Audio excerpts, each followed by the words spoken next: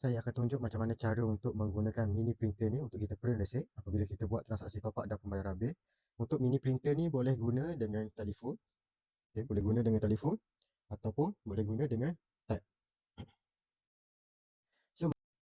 So macam mana cara untuk kita print menggunakan mini printer ni, kita perlu setting dekat apps dahulu. So, kita pergi kepada setting, lepas tu Bluetooth, lepas tu kita klik pada Bluetooth. So kita sambungkan kepada printer. Dan bila dah sambung printer ni, kita boleh buat transaksi seperti biasa. Contoh saya nak buat transaksi untuk pembayaran bil, boleh klik pada utility, lepas tu cari bil apa yang kita nak bayar. Lepas tu satu, masukkan nombor akaun yang kita nak bayar. Lepas tu masukkan jumlah berapa yang kita nak bayar. Lepas tu kita klik pada button biru, confirm. So kita tunggu transaksi sukses. Boleh lihat dekat atas ni akan keluar perkataan sukses. So transaksi sudah sukses. So macam mana cara untuk kita print receipt adalah kita klik pada button biru.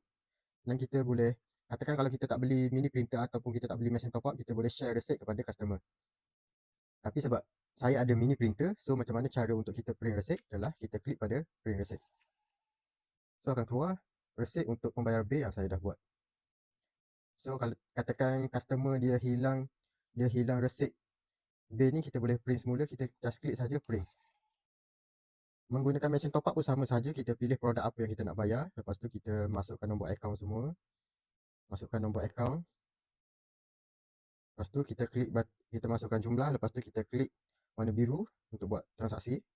Bila transaksi dah sukses, caranya sama saja, kita klik pada biru, lepas tu kita klik sahaja pada print receipt. So untuk mesin top up ni saya tak connect lagi dengan printer, jadi saya perlu connect dahulu. Connect sahaja.